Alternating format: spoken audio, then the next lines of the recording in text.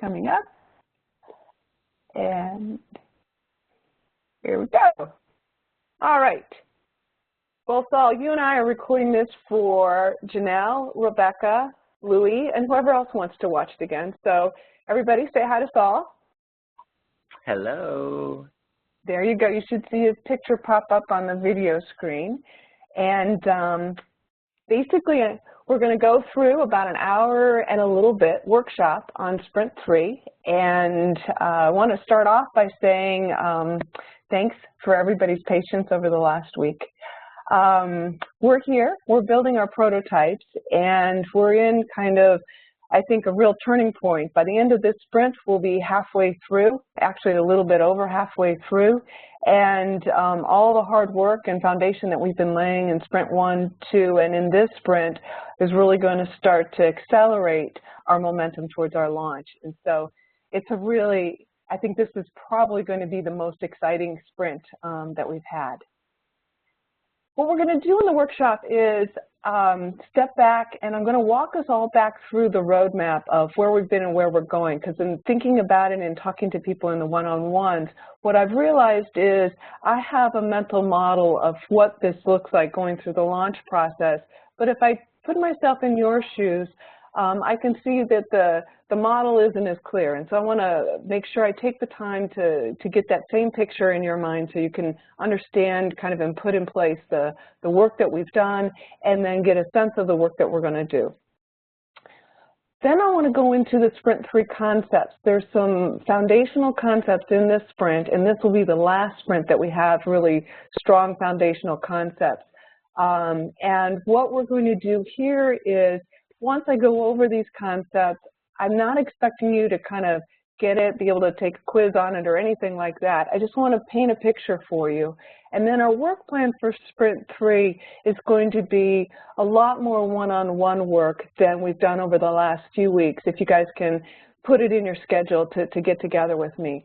I'll be creating the worksheets, and what I want to do is I want to roll up my sleeves and act as kind of your thought partner or agent to get some of these, help you get these prototypes together, because I think it's the first time we're doing it as a team. It's a little bit complicated, and I think an extra pair of hands will make the work a lot more fun and go a lot quicker for everyone. So I'll be working with each of you to see what I can do to get on your agendas over the next few weeks so that we can actually build out our prototypes and end up going into a pilot pretty strong. So the first part of the sprint is we started off in Sprint 0, which was our orientation, working on creating a charter, and based on that charter, I reflected back to what I call straw man of the launch project. So we did that. Then you guys got into Nation Builder, set up a profile, and are really helping me set up the tools for my customer journey, so to speak, and so that was done. You registered for the program and let me set up some of the back-end logistics there. And then finally, just as a reminder, we did sign a pilot contract which allows us to speak freely in the studio because of the confidentiality clause. And I know as we go into the pilot, it's going to be really important to remember that. So that's Sprint 0. Then we did a kickoff and went into Sprint 1. Where we created a launch plan, and we talked about recruiting our partners and teams. We got to know each other, and we really worked. I think the pivotal piece here was working on the brand identity. So that's my big heart icon. Then in the customer area, what we did in Sprint 1 was we learned about the concepts of target markets and customer personas, and we thought about who we wanted to orient our products and services to. And people are in various states of working this through, and it makes sense depending on where you are in your whole concept development. This can take a little bit of time to work through. So we've got the target market blueprint piece that is either in progress or complete for most people. Then finally, from an operational point of view, we set up the studio tools, which was Basecamp, and we scheduled meetings, and you guys learned how to RSVP on the web and that type of thing. And I would say this particular point of Sprint 1 was my biggest aha moment, and I really appreciated the feedback here as we learned that we needed to do more of a mix of pencil and paper, worksheets, as well as a nice blend of technology, but just to really understand that we've got a creative process going on here and we need to use the tools for that. And then finally, we tried to create project budgets, but I think in general we didn't know what we didn't know. And so I would say this is an idea that we're working on, I think, even now. And I think as we do the prototype, we'll get a better sense of what things are going to cost to take us into launch and through launch. So then our last sprint, what we did was we went into the design phase. I think the capstone was the Tim Brown from IDEO message on design thinking and thinking big.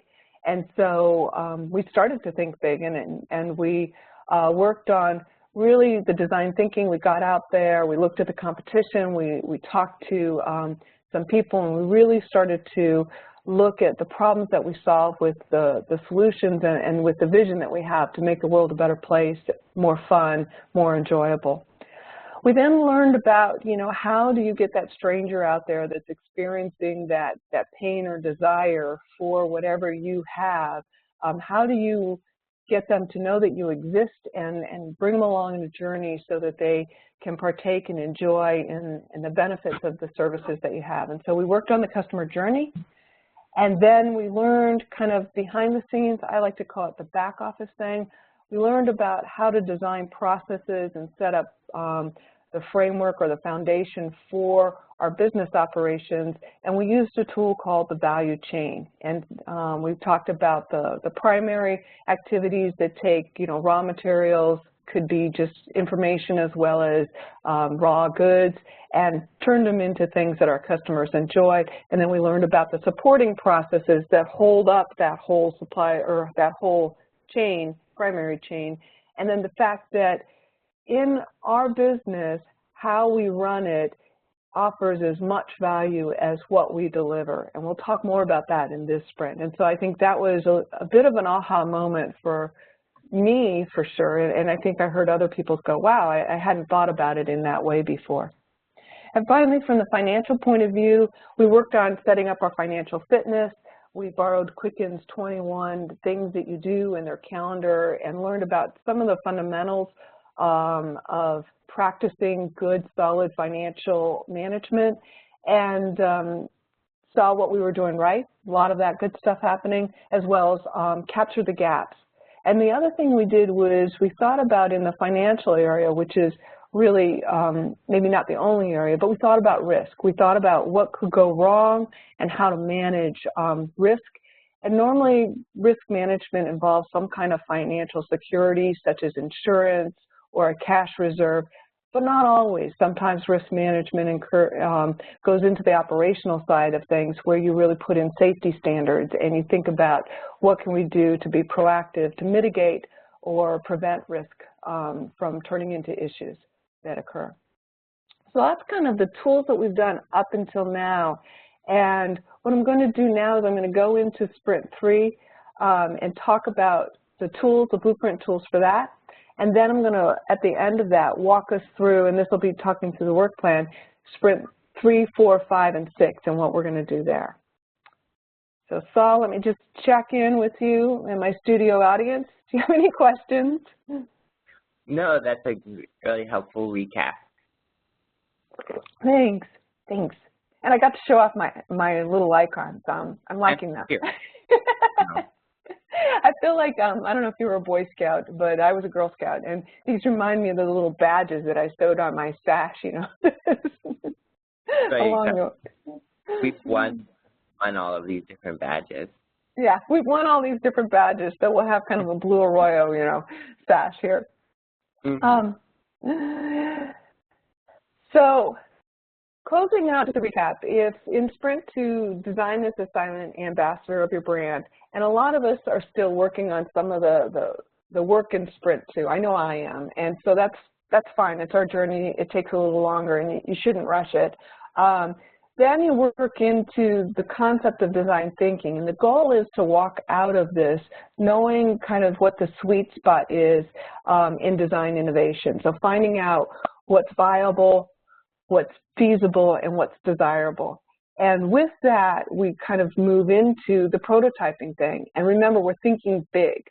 So when we're prototyping, we're going to have an idea and how do you build it. And how you build it's not just the widget that you build, but the way in which you build it, the way that you attract people to enjoy what you build, and really the way that you know how you're doing financially and you estimate how you're doing financially, so that you've got a very solid framework for the next piece of it, which is evolution. Because if you're trying to take cost out of the system, you have to have a nice way of seeing if you shave 15 minutes off a production process and you're building 1,000 widgets, how much money will that save you? And will that allow you to bring that value to market at a price point that more people can participate in? So a lot of really good things, and if we think big, we're going to see that this prototype is really a prototype of our overall business concept that we're going to be launching.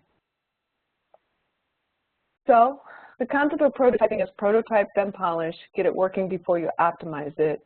And if you're me, this is really hard to do. I like to dot my I's, cross my T's, and make sure everything is all straight and aligned.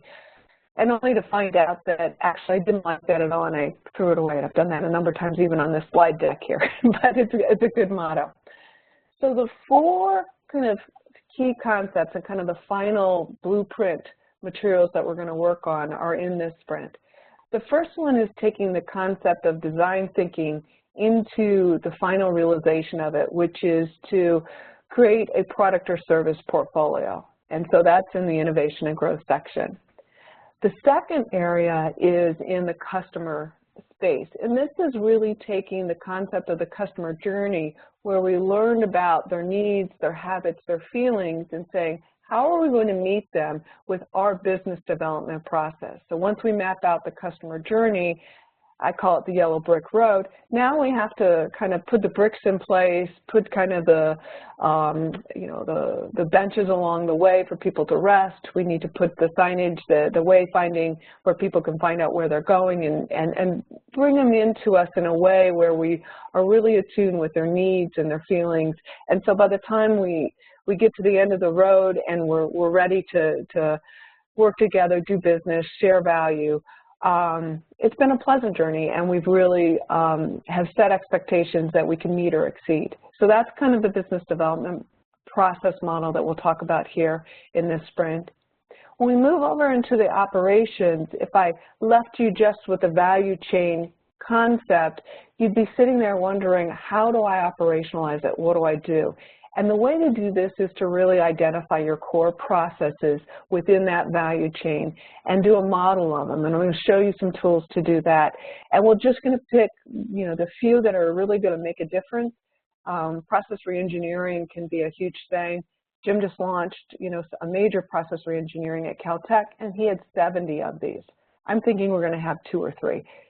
In our launch programs. And if every time we launch something, we work on 2 or 3 processes, either improving the core ones yet again, or adding to kind of our portfolio of core processes that we've really modeled and refined, we're going to get ourselves in more of a lean operating model where we've got the time, the dime, and the shine realized, where the time is really how fast it takes us to do it and we're working efficiently.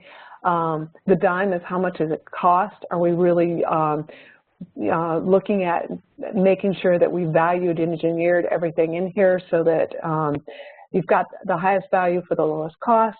And then the shine is the piece where you have the quality in there, the sparkle. You haven't given that up for time being more fast or efficient, for the dime making it more cheaply or costly, but you really make sure you keep that shine in there.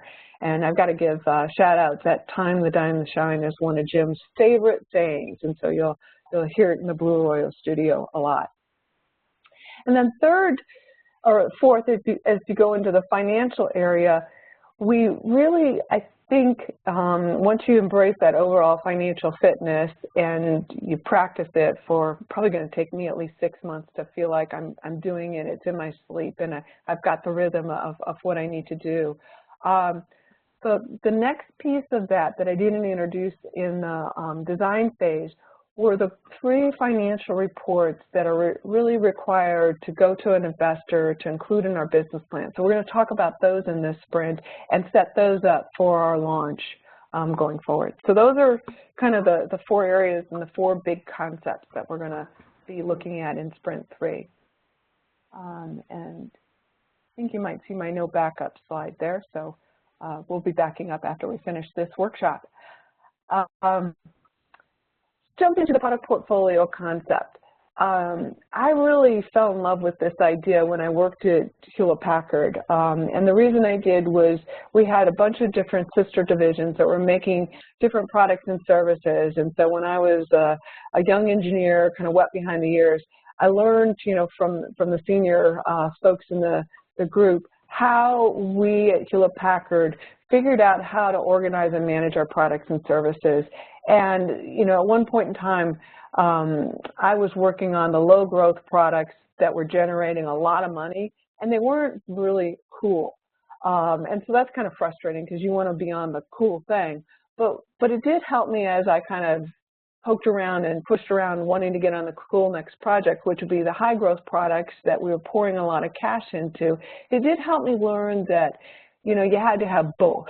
And you had to have both in your business in order to stay viable. And so the whole concept of product portfolio management actually begins to be a little bit like a game of chess. And so with this concept, you can think of, a brand like Coke, and you go, well, what does Coke have in their product portfolio? And I pulled this out a couple years ago, and it made me laugh a little bit because really, if you think of their product portfolio, and I made this joke last night, and I'll make it again, it's probably a bad joke, but you actually are going to drink bad beverages and either become obese because you're drinking the sugary, caffeinated version of it, hyper and obese, or you're going to be very skinny and, a little bit toxic because of all the artificial sugars that go into it. But they do have a product portfolio, so you have your choice of which bad beverage you want to drink and in which size. That being said, I'm a Pepsi person, so I guess I'm making fun of Coke. But the concept really is, if you think about the products that you see on the shelf for Coke, they have different sizes, they have different packaging, they have cans, they have this nostalgic old classic Coke bottles that are super cute if you're trying to do a 50s themed party. They have the fountain drinks that are available at your favorite, fast food restaurant. And so they've really put a lot of heart and soul into what are the products that they're going to create, what's the mix of the products, and what are they going to get rid of? I mean, I think Coke Zero lasted on the market for maybe a year, but it was a product that they tried, that didn't catch fire, and they went back to some of the more standard things. So there's a method for doing this portfolio management that's kind of fun to learn about. And it was created by, if you see the letters on the slide, BCG. It's a group called the Boston Consulting Group, and it's one of the larger consulting firms in this area. And they came up with a method of saying, how do you analyze your products and services and create a plan for profit and growth so you get the right mix of high volume, high cash generating types of products with the ones that you're investing in to create kind of the next generation of high volume, high cash ones. So with this idea, they have a 4-quadrant matrix, and you basically look at all your products and services, and this is where the Post-its come in. You put them on a Post-it, and then you kind of position them in a grid, and you say, okay, which are, let's start with the cash cows. Which are the ones where you have low market growth, but you have high market share, you're generating a large amount of cash. Those are the ones that you want to harvest or milk. So those are your cash cows, and everybody has 1 or 2 of those guys, or maybe 3 or 4. Then you kind of go up and you say, what are your stars? What are the ones that have high market growth, high market share? They're cash neutral. You're not making a lot of money on it, but you're not losing money on it. But because you're growing in market share and market growth, they could pivot into a cash cow in a quarter or 2. So you kind of keep moving with those. Those are doing good things for you. Then you kind of look over and you say, what are your problem children? These are the ones where you have high market growth. It's like an up-and-coming area.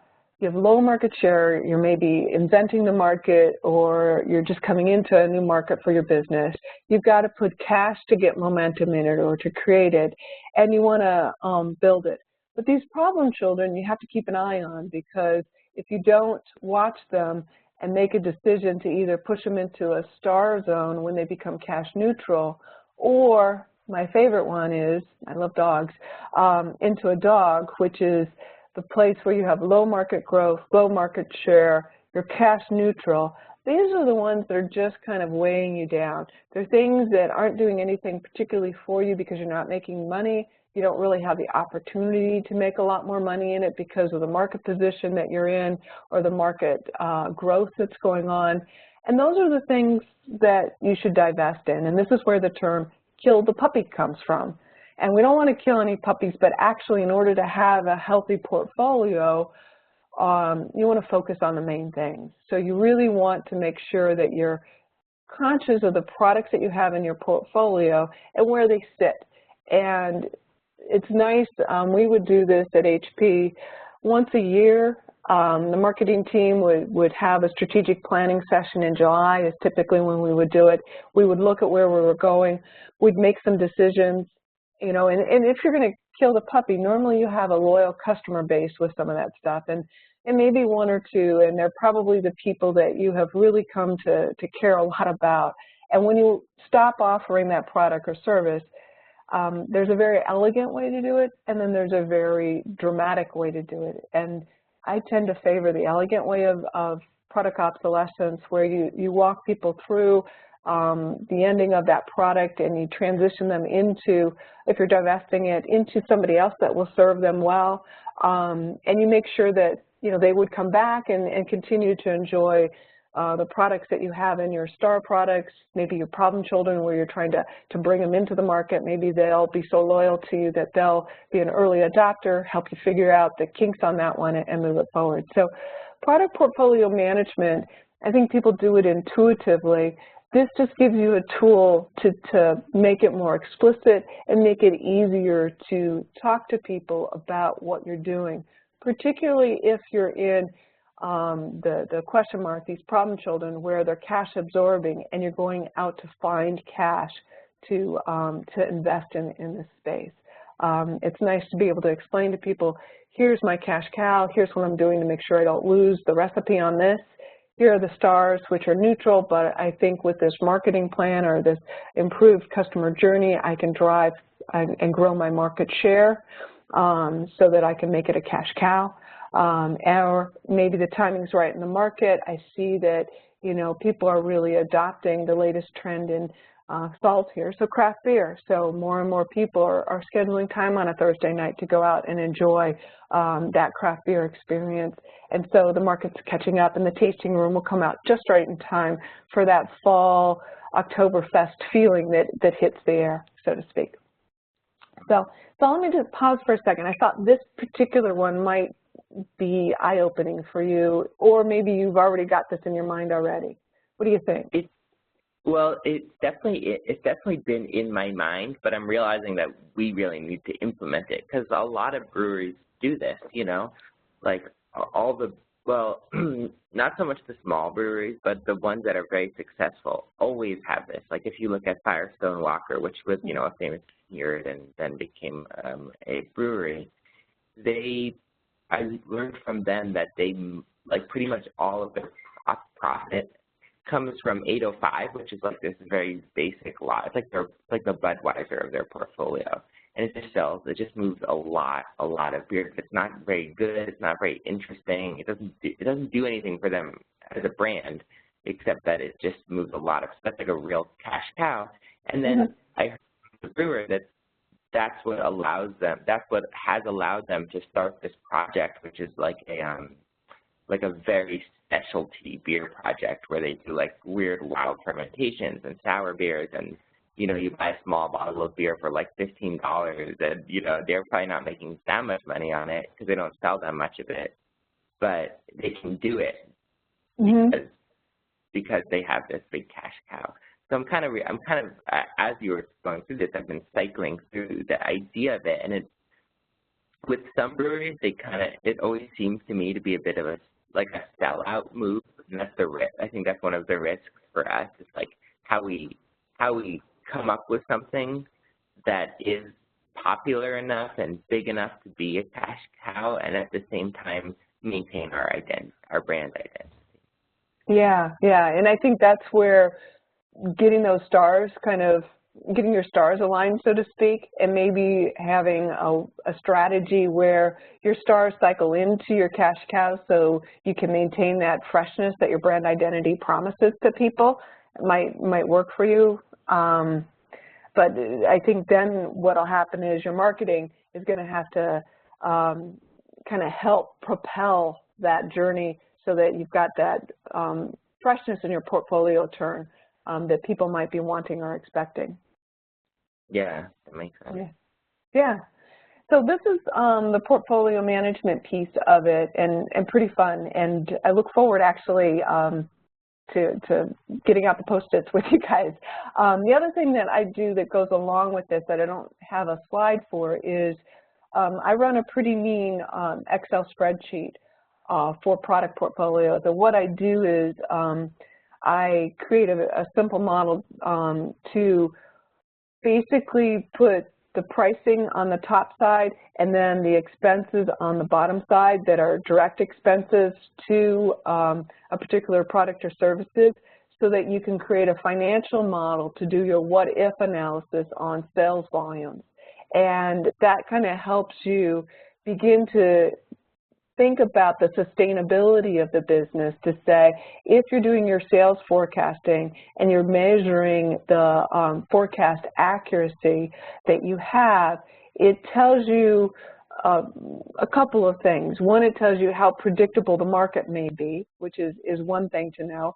The other one is it heightens kind of your radar as far as qualifying opportunities, so that you get better about knowing where somebody says, yes, they're going to buy 10 cases of it, but in reality, they're not genuine. They really can only afford 5. They're really a small mom and pop shop. They actually don't have that kind of volume running through their store at all. So I'll help you guys set those tools up if you would like me to, because I think it goes hand in hand with this portfolio management strategy, and it gives you kind of a tool to say, what if my cash cow sales volume doubles, right? I get lucky and I'm selling 2x. How much more cash do I have? And then how do I spend that cash in my problem children to bring new stars on board? And so it helps you with success. It also helps you with if you get a lull in the market and your cash cow sales forecast is lower than expected, can you defer investment in a problem child to hold on so you have the working capital over maybe a 2 or 3 month lull? I was talking with Beth yesterday, and we were talking about the summer smorgasbord sales volume that she's having with her biscuits, and she's wondering if in the fall, when it's cooler, her biscuit sales will go up. And if that's true, then she could predict the seasonality of summer sales of biscuits are low, but you have to be there in the summer so that people remember in the fall when they're going out for kind of a Saturday or a Sunday morning adventure, that there's going to be warm biscuits and gravy sitting there for them. And so I think learning this is going to really help as the business grows, managing the ups and downs, because it's an ecosystem. It doesn't stay static. It's always moving one way or the other. And part of us as CEOs is learning the craft of intuiting that, and then having the tools to help get more forward radar so we can anticipate what could come on and really helps our business stay strong and healthy. So now we move into the business development process. And so my little icon for this is the funnel, and I'll tell you why that is in a minute. So think about the sales funnel, and it's not to pour beer into a bottle, Saul. I know you're thinking that. Do you use a funnel for that? Mm-mm. No? Oh, well. I'm going to have to watch what you do one day. But anyway, maybe I can be an extra pair of hands on bottling day. It's a very a high tech. It's a slightly more high tech funnel, but it's basically, I guess it's basically a funnel. It's a high tech funnel. I want to see it. Sounds cool. So the key concepts are the customer journey map creates a foundation for this, because this is really knowing our target market and our customers, their behaviors, their wants, their needs. But it's on top of it then putting our own strategy. So I start with kind of the sales, and it's really sales marketing strategy. Then once you identify what that is, it's building out your marketing communication strategy. And then finally, the piece de resistance is the funnel management. And when you put all this together, you have a buzzword called the business development process. You could call it the sales process. You could call it a lot of different things. But I like business development because I think it covers more types of businesses than just the sales process. And it evokes more of a holistic view of what it is. So when we move on from the customer journey, which we did with the tools we had last sprint, and we remember that we created a map, probably on Post-its, where we determined a set of stages that a customer would go through, where we're kind of like the flower with the pretty petals, where we are attracting them and trigger a need. They go, oh, I'm hungry, oh, I'm thirsty, oh, I want to go have a cool experience with my buddies. You create an interaction with them, you engage and convert. It may be as simple as those 4 stages, but it may be more complicated. People do some crazy things where they have to do research and some other things depending on what your line of business is. So with the customer journey map, then you apply sales strategy. So you know kind of how they're going through. And I'm a fan of consultative selling, so you're going to see my bias here. But you have transactional selling, and you think about when you go to a store, you go online, there's just a way, you know what you want, and the thing that matters most to you is you don't spend a lot of time getting that thing in your possession to do what you need to do with it. There may be a point where it's a high cost item where you're looking for the lowest price because you want to get kind of the best value. There may be, you know, kind of the content seller that gets you a little bit more about, you know, what it is you're getting, but it's really not consultative. It's still in a place where you're very well informed about what your needs are and you're just trying to satisfy them. And then there's kind of this great chasm or great divide. And it really is true because I think it's more costly to move into a consultative sales process, and I think it's a big jump as far as the way a business thinks about what it does. And honestly, a business can have 2 lines. It can have a transactional sales strategy for some product lines, and it can have a consultative sales strategy for other product lines. And really being conscious about the difference between them makes a huge difference to the customer experience. So as you kind of go up Maslow's hierarchy of need or the consultative selling value line, there's kind of a need satisfaction seller. It's where, you know, people know what they need, and you could say, I know, like in Ron's case, somebody knows they want to lose weight, and he knows that. But then there's kind of the resourceful expert where people have been on 5 or 10 binge diets, and they're wanting to know how they don't have to go through this terrible experience all the time. So they're kind of looking for a resource. And then if I kind of stick with Ron's example of his combination of personal training and nutrition, his top line services really take him through a loyal champion where, you know, he's been working out with you, he's been helping you with your diet for years, to a trusted advisor where you're actually looking at, you know, he has athletes that are training for ultra competitions, and so those training paradigms can take 15 to 18 months. And so he's their trusted advisor on pacing the physical training with the diet and the metabolic conditioning, and he really is kind of that consultative salesperson. So if you think about your customer journey, you can kind of get a sense of where they're at. And I like this next chart because it gives you kind of the 2 extremes, and you can pick a strategy for your product lines and say which are transactional, which are consultative. And you can kind of think about the selection criteria, how much the customer knows, and you can then use this strategy, once you have it in your head, to then drive your marketing communication strategy. So the type of sell kind of goes from commodity to strategic. Selection criteria, you were talking, Saul, about the beer for $15, right? It's not the best price, right? But they want, the customer's paying for the experience that the brewer has of bringing more creativity into the craft, right? And so they're really excited, and they probably even want to know how it's made, right? Because that fascinates them to see how you can get these flavors to come together and create this wonderful experience that they have when they consume it. You know, the knowledge is they know what they want, they don't want to be educated. And then when I think, Janelle, I hope when you're listening to it, you think about this too. In your shop, you know, you're going to be bringing in people that don't know about maybe the sustainable wine industry, and you're going to be able to talk to them about that, and they're going to enjoy learning about that because they're a connoisseur. They're also an advocate for the environment, and they can be quite excited about the things that are happening to make the process of producing wine more sustainable and more valuable.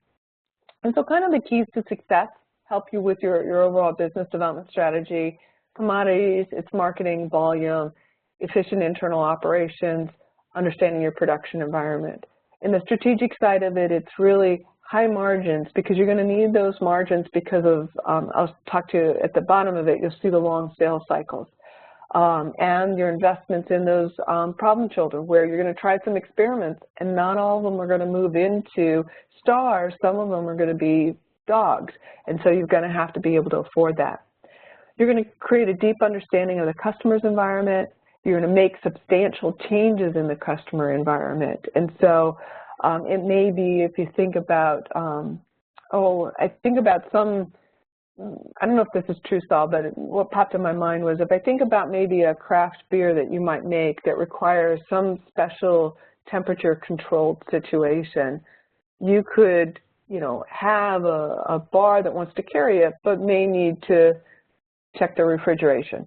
Maybe I've just stretched that a little bit too far, but the idea for me, Blue Arroyo, is if you think about what we're doing in this studio workshop, it's become very, very clear over the last couple sprints of the changes I'm making in each of your lives by sharing these concepts with you, you know, putting in new ideas. And so I think you said it the other day, you've already got an operating business, and I've opened up some possibilities to changes, and how do you absorb those changes.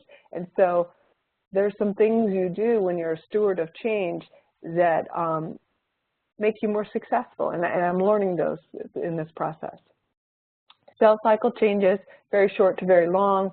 Sales size changes, small, more transactions, large, less transactions.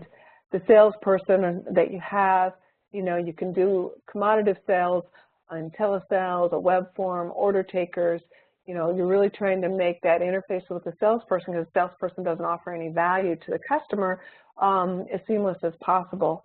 And then on the flip side, if you're in a strategic, you're going to be just spending more face time with people. You're going to be sharing your expertise with people. And if you think about my sales model, where the very first thing I did as part of my business development was, let's just sit down for 4 hours and talk about your chart, or talk about your vision. And to me, that was an opportunity for me to get to know you, and you to get to know me, but also to deliver kind of the first piece of value to see if we had a good framework for a working relationship. Oops, sorry about that. I think you just lost the screen. I'll be right back. I can find it. Where did it go? Oh, no, that's not it. It'll be here. No? How did I lose it? I did. Okay. This will be great. There it is. It's back. I was trying to get rid of this canceled pickup Q3. Do you see this in the window there, Saul? Yeah. I'm going to get rid of it. I have to learn how to do that. So I hope you enjoy this station break here in our recording. So anyways, and then how you manage the sales process varies too. So I think in the places where, like in the tasting room stall and in Janelle's shop, and even Rebecca, if you bring somebody on to help you with selling your photographic services, you're going to be doing consultative sales, and you're going to need to do a lot of coaching, and you're going to have to probably have a complex sales process where you're going to negotiate terms, you're going to understand their customer needs, you're going to integrate that into how you deliver it. Maybe it's, for you, maybe the distribution channel you use saw, or maybe you're going to package your beer up differently because the customer has some kind of set of requirements that they need to fulfill. And so kind of knowing this and being conscious about it, and it could be just as simple as taking this as a worksheet and circling, hey, I'm going to do this, this, and this. For this product line, I'm going to do this, this, and this for that product line. But then then when you create your marketing content, which we're going to talk about next, you already have the strategy behind why you're doing what you're doing, and you can make sure it meets the needs of the consumer. So marketing communication. I think there's a lot of different ways that we use this term, and Louie and I ran into a parallel conversation where I was using the word marketing communication and he was using the word marketing communication, and we met two entirely different things. He was thinking it in the framework where he came from, where it's really just the PR of what you're doing in advertising and kind of that awareness phase. Where I came from and in Hewlett-Packard was marketing communication was really the overall communication plan for we call it kind of the cradle to grave, the beginning and the end of the experience that a customer has with you. And so it's really important, and I can give you for example, because a lot of times when you're in a sales situation, you have people that are, excited about some new thing that you're bringing out in parallel with the fact that they've been a loyal customer and they're having customer service issues. And if the marketing communication is completely different, and this goes back to the brand identity and kind of your target market understanding, if the communication is completely different in the selling that new product or services and in the customer service angle, you just think about it and people get confused. They're like, what is the real brand identity? What are they being authentic, like in their new sales stuff? Are they being too slick? Or maybe they're saying that we really care about you in their new sales stuff, but their customer service communication is kind of mechanical and cut and paste, prepared or canned responses. And they're like, well, this doesn't make sense to me. I thought you really cared about me, but you're sending me this customer service message that misspelled my name and is using poor grammar. So I look at this marketing communication as kind of the whole thing as a framework. And then what's made the world more complicated, and I realized just in putting this material together, is marketing communication, the channels of communication are just blowing up. They're all over the place. You can't predict them. There's over 200 million blogs in use on the internet. 30% of the bloggers are posting opinions about products and brands. 80% of consumers are trusting their peer recommendations. Only 12% trust advertisement, and less than 20% of television commercials generate any kind of positive return on investment. So you're like, whoa, all of this is changing. So once you figure out what the messaging is, getting it in the right vehicle to get to your customer, is not obvious. And I think it's going to always bear kind of some consideration to kind of take a pulse and say, what's happening? How are my consumers learning about things or communicating or getting help? So with that being said, I do believe that this framework I pulled together 3 years ago still has merit, but I think there's more to do with it. If you think about a marketing communication strategy, there's components of it, and then there's strategies. And so the components of marketing communication are a mix, and we can add to this list as you do your work, but advertising. So advertising is a way that you get out to a large group of people or target market. So some way to kind of push information out to them. That's one strategy. And if you think of transactional sales, it's probably a very, very good strategy because you're looking at high volume. On the second side, if you're looking at more consultative sales, you may think of one of your components being personal selling. So you're moving directly with the customer, and you have either a face-to-face interaction or a tailored digital interaction with that person, a tailored email, a tailored text message. Direct marketing says that you can meet them without a third-party medium, so like catalogs or direct mail. And so when you work and you engage like a marketing company, you can think about what do you want to do in that direct marketing versus indirect marketing could be ad placement in a magazine, which is kind of that advertising piece, or like Damien's doing where he's using his content to promote products and services into the running community. So the other component is a sales promotion. It can provide a customer with an incentive to buy, such as a charitable contribution with a sale. So you can think about that communication strategy, because if you're like Beth and you're really looking at business as doing a social good, helping people participate in that. So for every pie you bake, money goes to a homeless women's shelter. People are going to be excited. They're going to feel good about that. And so that's a nice thing to do. And then PR is the outflow of information. So how do you let people know about new products? How are you getting into the pundits and the bloggers and moving that information? So that's your public relation piece of it. So kind of thinking about your strategy of what of these components do you want to use? Maybe there's some on the list that you don't want to, that you do want to use and you want to grab them. But once you figure out what the components are, then marketing communication has kind of 5 general strategies. And in working with clients, typically there's a mix of 2 or 3 of these that are put together.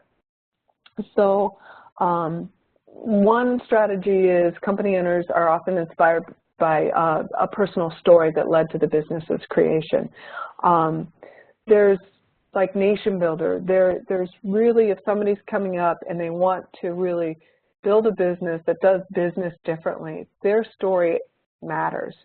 Like Saul, your business is going to do that. It's going to be a place where people want to work because they feel empowered, they feel like they're valued, and they're creating value in a very honest and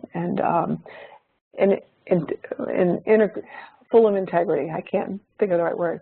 So that's one strategy. Another strategy is to present your products very clearly along with customer benefits. So you just make it very easy for them to say, hey, these are the features and functions of this product, and they're going to benefit me in the following way. And we used to do this pretty often in Hewlett-Packard because we made instrumentation, and we needed people to know that we had these functions, and these functions would help you measure these type of things because, and we would even tell them how to set it up. And that was really important for education. Another way to do this is to tell why your product is superior to a similar competitor's product. And this is really in transactional selling. There's a lot of this because there's a lot of stuff on the market. How do you differentiate from the competition? So that may be your strategy. The fourth way may be, and I think Blue Royal really will use this, is to use customer testimonials to highlight our value, because it is, our brand is that we bring vision to life, and the only way people are going to know that we're good for that is if they see examples of it really working, of our methods and our ways and our practices truly motivating and helping and supporting a business to really flourish, or a person to flourish to really achieve their vision. So anyways, I get excited about that because I think this is our strategy. And then building customer goodwill. If you think about the Amazon Smile thing that's going on right now, where if you go into smile.amazon.com, every money goes to the American Red Cross. But just building goodwill, talking about things that they don't know anything about is a really good strategy. And so thinking about what you want to do will really help you create your communication plan, which will say, here's the key messages, because you have a strategy.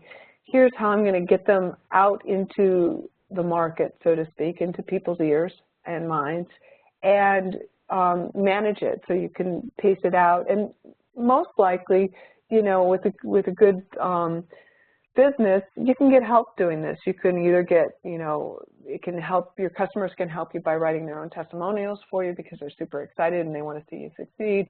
You can get a marketing team to come in and interview you and help you move this through. But this makes sure that they don't just do, they don't guess what you want, but you guide them to do what you need them to do. So let me pause for a second. That was like a whole theme there. What do you think, Saul? I think this is great. It's another one of these things where, like, somehow I've sort of like intuited a very sort of primitive version of all of this just by doing business. But putting it all out in very specific ways makes it so clear. And I as you went through each one, I was like, will this work for me? Will this work for me? Like, for example, you know, having customer testimonials, like, is that a thing that a brewery does? Like, generally speaking, no, but like that doesn't mean that, like, for us it's not, we can't try it and it might be effective, you know? Like, yeah. I don't know, I've been, this is very inspiring, because marketing is something that we try to do a lot of just intuitively, but we don't have a lot of actual, really any background knowledge on how it works or how to break it down. And I think having it in like, you know, having all of the, like, some of the core elements put down like this is going to help us to focus on each one and see how we can best, like, optimize it. Yeah, and, you know, and I think if I think about your business, this one of create customer goodwill by informational sheets on a customer-focused topic, if you're in the craft beer industry, gosh, you know, and you do it naturally with what you put on Instagram, you're really helping people see inside kind of the brewer.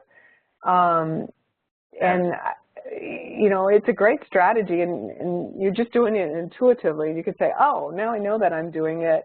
When you get busy, you could say, oh, my Outlook calendar reminder said I need to write a little informational sheet on how we're creating this tap, you know? Well, it's funny, like, we're always coming up with different kinds of marketing ideas. Like, we've had one where it's like a coaster, but it can the small score on it that you could perform in the bar. So it's like something that uses, like, the bar, things you might have at a bar, like cups and oh, how fun. Or whatever. So you could, like, sit there, and it would say Solark, and you could sit there and drink a Solark and, like, sort of perform this piece with your friends. And I'm thinking, like, that was just an idea we had because it's fun, but I'm thinking, like, maybe I can, you know, for example, couple that with something. Like, because that itself is sort of like a product in a way, and I think that helps. I think part of that would be like this first strategy that it, you know, presenting our personal story that sort of led to the business case, because that has to do with, like, we talk about it on the other side of the coaster, you know, sort of like the flip side of it. Yeah. And but I'm thinking, like, yeah, like, but it also could give us an opportunity, for example, to, you know, have some kind of an informational sheet, as it were, but it's a customer on a customer focused topic that sort of, like, links in with this fun performative element. Yeah, and if you think, I mean, as I hear that, I think, well, gosh, if I was a bar owner and Solark was doing that, and people looked forward to the next release of a Solark beer because they were going to get a new score, and heaven forbid, maybe it's a karaoke bar, but people actually sang and, you know, had some fun with it. You know, they could, hey, it's Solark night, you know, we've got a new beer coming out, and people just enjoyed that part of the experience. You've fulfilled your promise of your brand. Yeah, exactly. Yeah. That's great. Yeah, totally. Yeah, so great. I'm glad you like it, and we'll do more on it. But you know, and it's not that hard, because what I've done with other people is I just circle these things and say, we're going to do this, we're going to do that, we're going to do this. You know, I think you can get a marketing expert like Louis, and he'll do, much more depth on it, but it doesn't, you can choose, you can choose how much you do. Yeah, it's great. It's so helpful. Cool. So now we're going to move on to kind of how do you map this, so how do you operationalize this big idea? So then you think about, we've done our customer journey, we've created the touch points, which you see kind of going on the bottom here.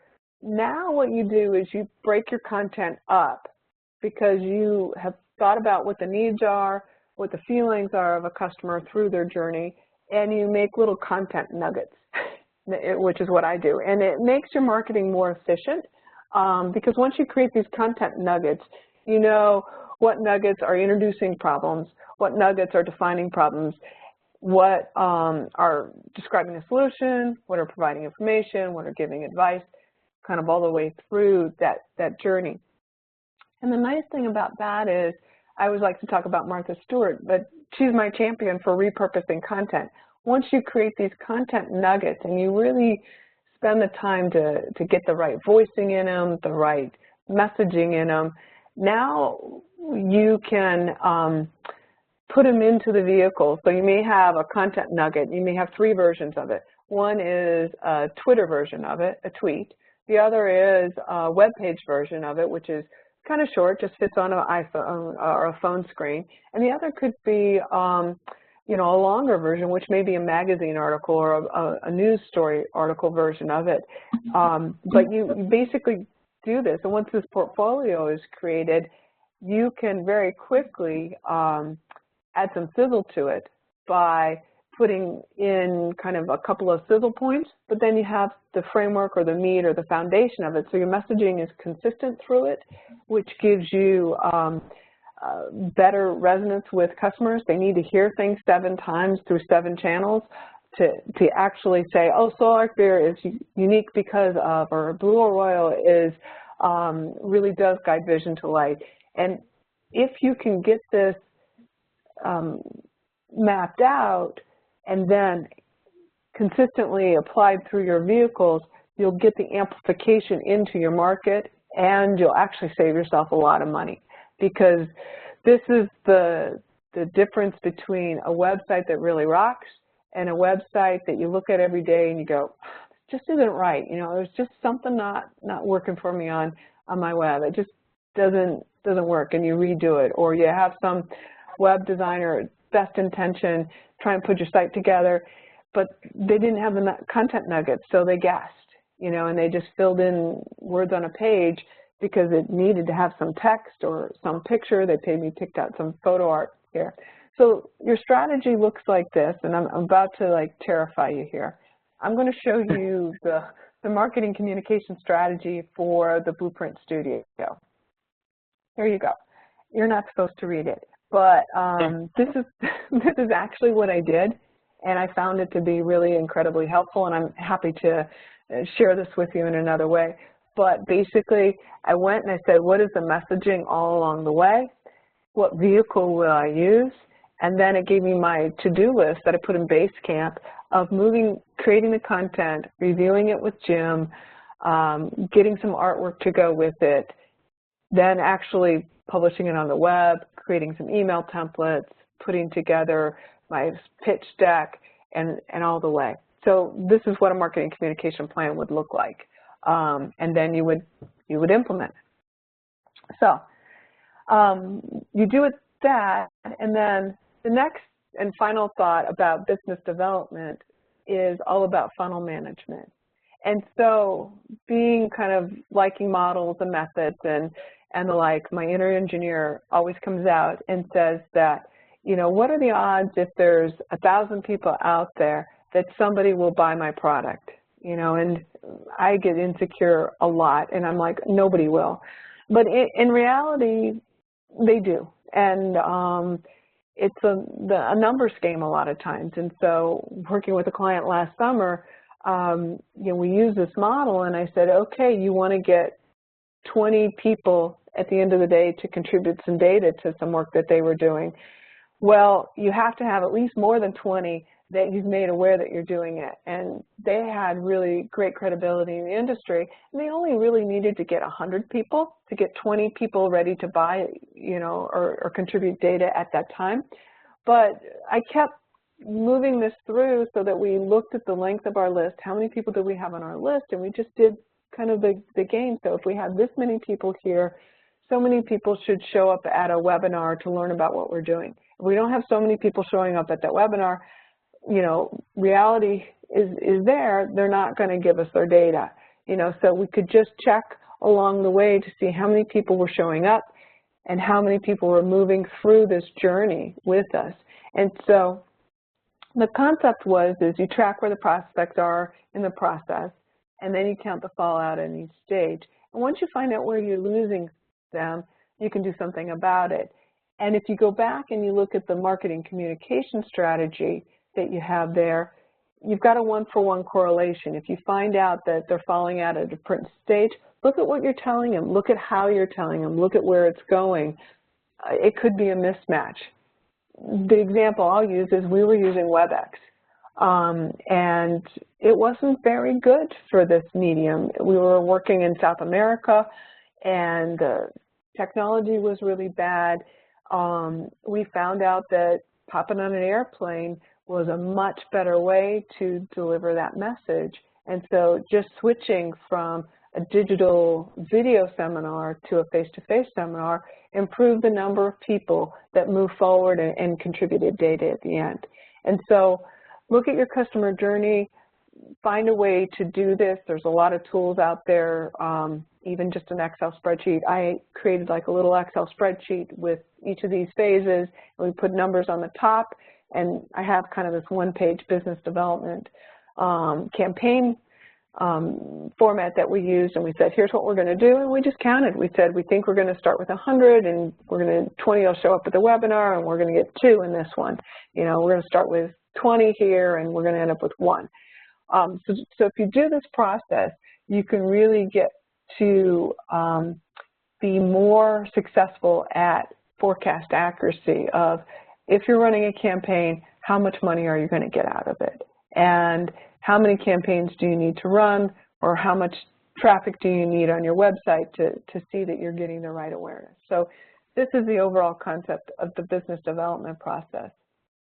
And then to terrify you yet one more time about my obsession with detail, here's the business development activities that I did for the studio and am doing.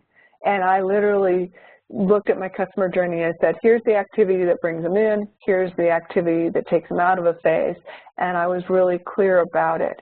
And so by being so specific about it, I knew when I was having a meeting with one of you guys where I was at in the process, and I knew that if we could have a follow-on meeting, for example, and do a charter workshop, we moved into a pending deal phase. If we reviewed the charter and you guys were excited about, you know, how that went, then we could talk about the project, the launch project idea that I had, you know, framed up after listening to you and what you wanted. And if you were excited about that and came to the kickoff workshop, I knew we were in. I knew we were going to be able to work together through the studio. But now that I'm in the delivery phase, if you think about it, I know people are busy. It's 18 weeks. There may be some attrition. People may need to wave off and come back another time, but I want to watch that, and I want to make sure that as we're going through this, you know, and we get to the other side, and, you know, maybe there is no attrition. That's entirely possible. At the end of it, we're going to have these success stories, and I want to make sure that we have a nice way of closing this work because we both committed to it. And, you know, we can see how many people can go through. We do closeout. You know, do I get good endorsements? Are the endorsements that I really want to share with the market because they're people that I deeply respect and share my values with? So this is kind of what it would look like if you did this for your business. It could look like this. It could look like Post-its on a piece of paper and doodles. But this is what mine look like. Make sense? Mm-hmm. Totally. Yeah. So this is business development and moving through there. The next piece is talking about the value chain and into operations. So where we left our heroes is you framed out your value chain with the primary activities and supporting activities. And now what do you do with that? So what we do with this is we pick a couple core processes. And this slide, I ran into this article along the way, and I thought it was a great way of sharing with you why we care. But you imagine sitting down to dinner at your favorite restaurant, ordering your most beloved entree after scenes like what ages for waiting for your food to come. The waiter finally sets it down in front of you. Your mouth begins to water as you anticipate the explosion of flavors you're about to experience. You take the first bite, your expectations are through the roof, and you just taste nothing like you remember. The flavors are different, the consistency's off, the food just isn't right. You leave disappointed, wondering what possibly could have happened. And if you read the rest of the article, and I'll include the link, what you know is the top chefs left, they had huge turnover in management, and there was no method for continuing to deliver that consistent stuff to people. So what that says is you need to document your core processes. And by doing the value chain, you've got a sense of what they are. And there's a lot of tools out there that we could get into about, business process reengineering and process modeling. But I wanted to keep it super simple because I think intuitively everybody knows what their core processes are. And if it's not intuitive to you, I think with a thought partner or me or somebody else, you can say, here's my value chain. What do you think are the core things that we need to do, right, to deliver our products or services consistently to our consumers? So I have done this for years with two simple tools, a process model and a RACI model. And so it's plan to work and then work to plan. And who does the thing? So the process model, and my favorite version of it, which seems to work the best, is it's called a swim lane model or a Rumler, Brosh, or Brace model. But basically you have a row for each kind of functional piece of the business. And they could be external to you or internal to you. And then basically you have a starting point, an input, and then you have the output, what the good is that comes out of it. And the way you get there is typically with a bunch of Post-its that you already have from a value chain. Just reorder them now and say, okay, here are the functions, pick them up, and here's what we do. And if you look at this particular model, it's pretty complicated. You get a ticket, you assemble the tools and chop the vegetables, you go get the dough. You don't have enough dough, so you have to go to storage to get extra dough. Then you start to coat the dough with olive oil, but you don't have enough olive oil, so you go get more olive oil from storage. Then you continue to coat the dough with olive oil. And then you go to the stove and you get the tomato sauce. Then you add the tomato sauce and you drop off the dough. Then you go to the fridge and you get the pepperoni and cheese. Then you go to storage and get more pepperoni and cheese. Then you add the pepperoni and cheese. Then you go to the oven and you bake it. And then you plate the pizza and then you deliver it to the customer. So, it's inevitable when we write down our processes, it kind of looks maybe like this because we don't realize what we're doing. And we haven't thought about like making it lean or efficient.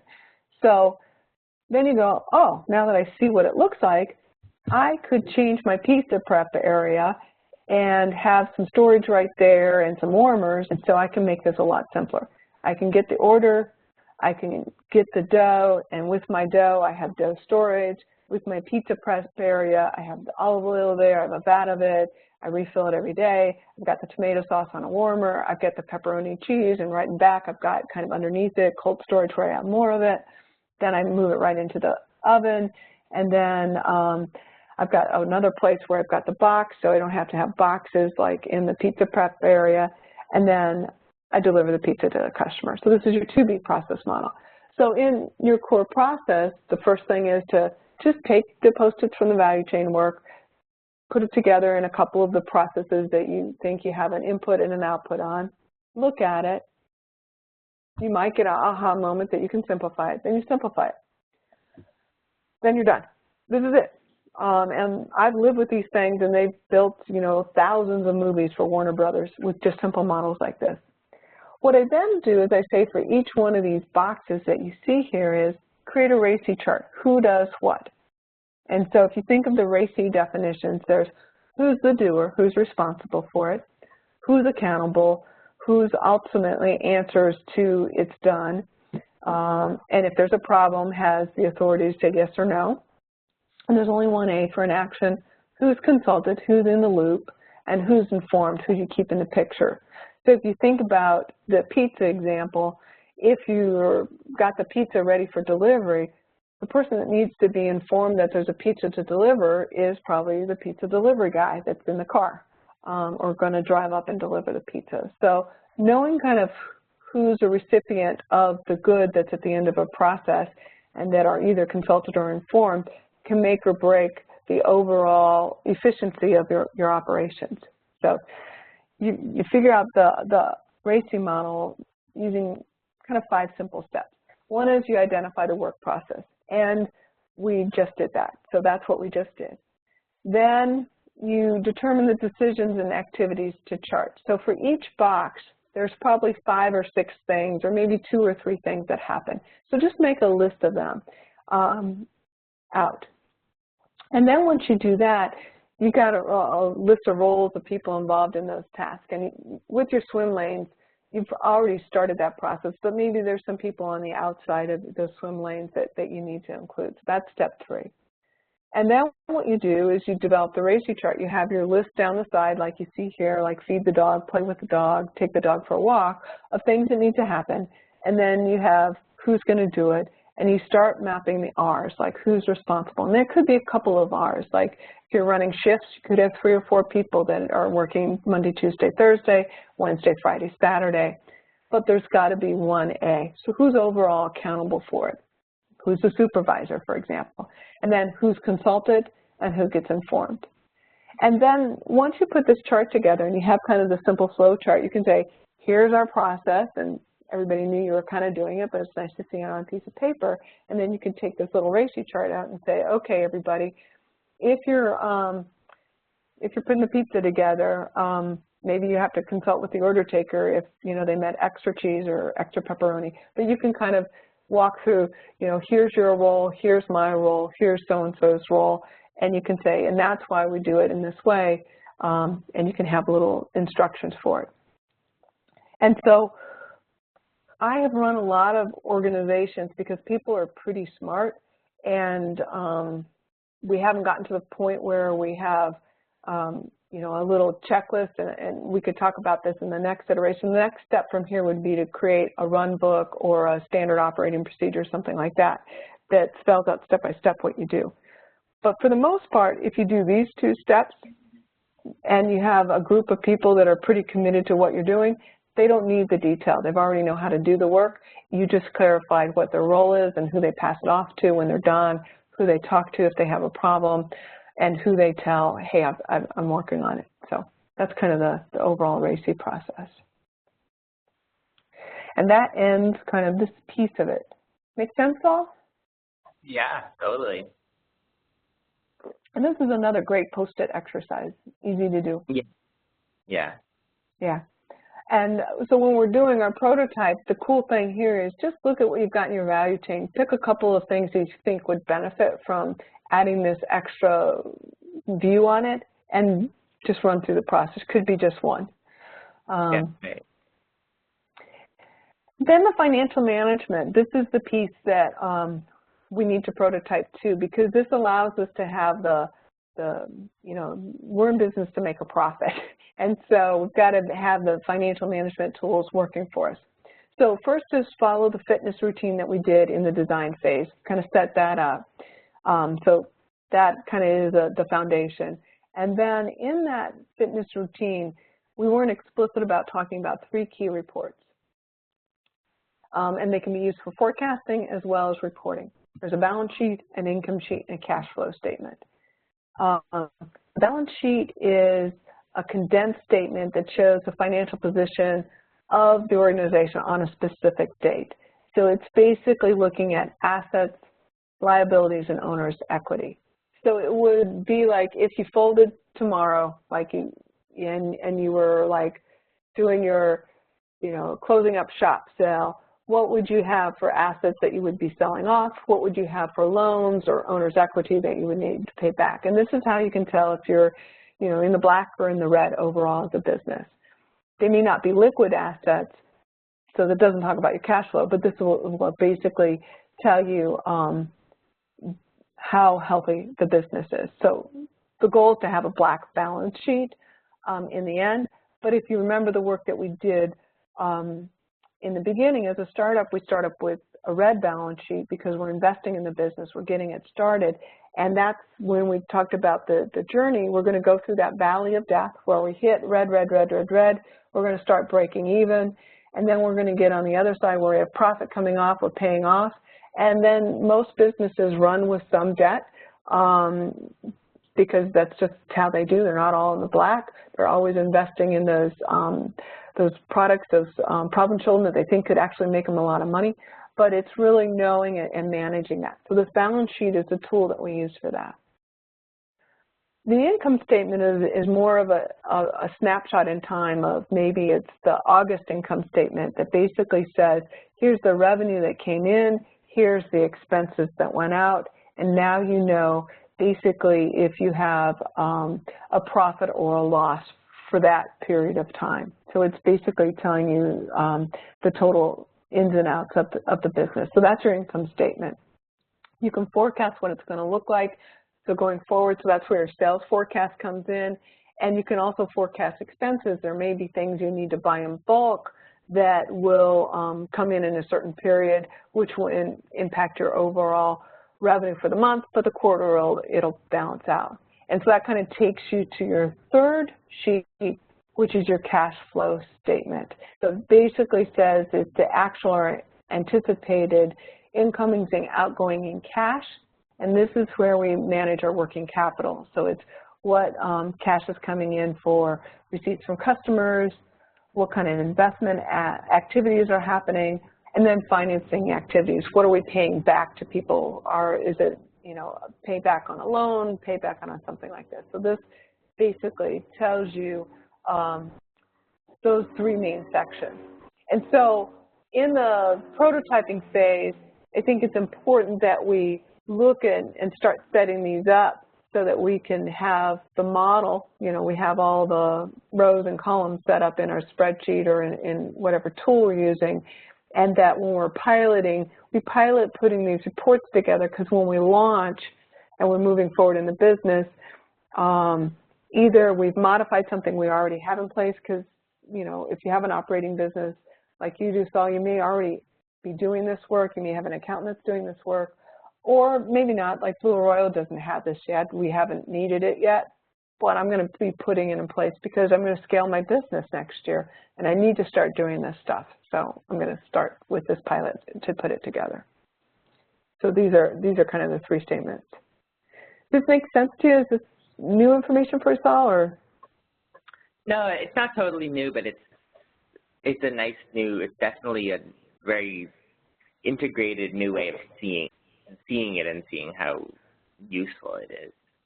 And how it's not so scary, really.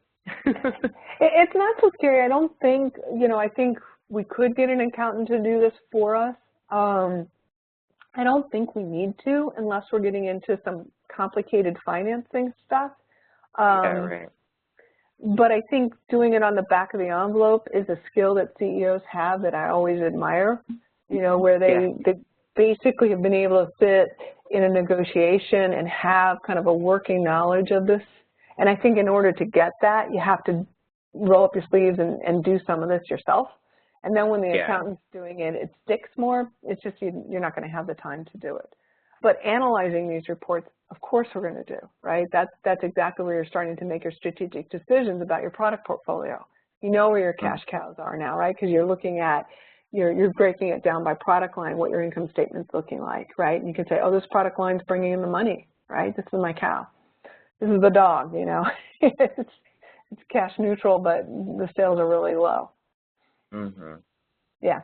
So these are the three things. And what I was going to do is, so this is Sprint 3. This is kind of the very first kickoff workshop. We're creating our draft marketing materials, and we do that using kind of that marketing strategy, marketing communication strategy. We're going to build or create our prototype. So that's the new product. We're going to sign up our pilot customers because we're going to go into the pilot phase. So that's our funnel, our business development activities. And we're going to use kind of some of the tools and some of the concepts that we talked out there. We're going to set up our core process. We're going to pick one or two from our value chain that we think are going to be new as a result of our launch, or that we could improve that we're already doing. So that's the core operations. And then for finance, we're going to build out, and I have templates for those 3 worksheets. We're going to build out those financial reports, and we'll start estimating what we think we can do. Like in a pilot, maybe we'll put some funny numbers in there just so we get used to it. If we have data from other sales, we can put that in there. But at the end of the launch phase, we'll all have some kind of business plan, business strategy, and part of what we'll be doing is forecasting 2017 balance sheets, income sheets, and cash flow statements, and that'll put us in a ready position to be asking for investor funding, is really what we're doing. So then we move into the pilot phase where we're going to get a couple people to try out our stuff. I'm hoping to be one of those people for a lot of you guys. I want to try out that beer. I want to try out that tasting room experience. So we're just going to continue to build out the products and services. We're going to continue to we're going to take the prototype business development process, use it on people, see how they react to it. They'll give us feedback, build out maybe a couple web pages, a new brochure. We're going to have mapped out that core process and walk through it. We're going to put together one of those worksheets. Maybe through the pilot, we'll get people to say how many they would buy. And so we could, say, for our pilot experience, we had orders of this, this, or this, and we had expenses of that. Then we're going to go into the production state, and basically we're going to be, from what we've learned in the pilot, we're going to get ready for launch. So we're going to produce marketing materials, and if our marketing materials is an investor deck, we're going to produce that. If we're actually going to sell something new, maybe we'll get some inventory set up. Maybe we're going to hire some people and train some staff if we're opening our doors. Maybe we're going to have our business partners trained up to help deliver the pitch, right? So we'll do that. For the business development, we're going to create that launch campaign. What are we going to do in Sprint 6 for day 1? Who are we going to do it to? Prepare that list. Set up a way of doing customer service. Maybe it's just deciding to use our mobile phone number. Maybe it's creating a new email address, whatever it looks like. So we'll do that. Then we're going to finalize how we're going to distribute our products or services. It could be out of our garage. It could be a new place. And this is where your distribution thing could come in. So we're going to finish that up. And then financial management. So let's just set up and get ready for doing launch reporting. Maybe it's time now to get an accountant set up to say, okay, we're going to do some launch things. Can you run some reports for me? Or maybe it's just blocking Saturday afternoon or Friday afternoon to do launch reporting and put the numbers together, and just know that I'm going to use QuickBooks. I've got to draw, from my Amex or my receipts. Here's what I'm going to do. So I'll finish that up. And then we're going to go into the launch. So these themes are going to play themselves out over the next 4 launches. So really this is all about tailoring this to your product objectives. So you're going to launch it. You're going to support your team. You're going to celebrate. We're going to have a party. We're going to run that campaign. You're going to manage feedback. People are going to have input. It's going to be really rich. This is the time you really want to get it because it'll help you plan your next project. So you're going to do that. You're going to manage your processes, and then you're going to prepare your reports, and you're going to see, in the first week of your launch, did you get the meetings with investors? Did you get, people to come to a tasting, and then, the second week, did they order some or whatever it is? So you're going to finish that, and you're going to track on that. So this really gets us through to the finish line, so to speak, of this whole program. And so we've got all the mechanics in place and the blueprint tools, and now we're going to spend the next period of time just really enjoying the experience of prototyping, piloting, getting the feedback, doing the final production, doing the minimum that we need to do, and then launching. And that's it. So we're done. We're done. And then we run our pilot. And so our workshops going forward are going to look a lot different because if you think about it, I've now, I think at the end of giving tools, I may come up with like the next tool I think the final and next tool I think that I have to give people is what does the business plan template look like? And I think that's it. And based on everybody's brand identity, your pitch decks are going to look different and all of that. But I think the next few workshops are going to be more about sharing best practices with each other. And as I see people have best practices, I'd like to be able to invite you to participate in delivering part of the workshop materials for the pilot, production, and then the launch piece of it. So, yay. So what do you think? We're going to launch it. We're going to do it. We're going to do it. I'm totally ready. I am too. I'm super excited.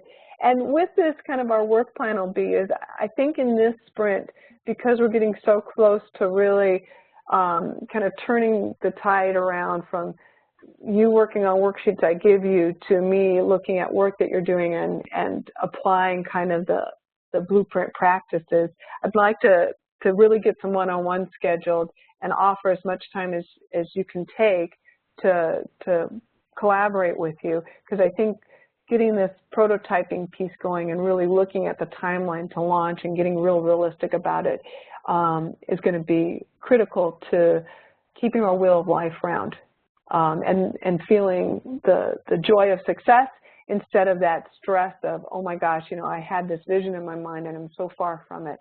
We want to keep adjusting that so the tension is a healthy tension, but it's just the right balance, that we're still having fun. That makes sense. Yeah. So I think now, Saul, we can turn off our recording. Okay. Let me see if I can figure out how to do it. So this is the part if I could edit it, I would edit it out.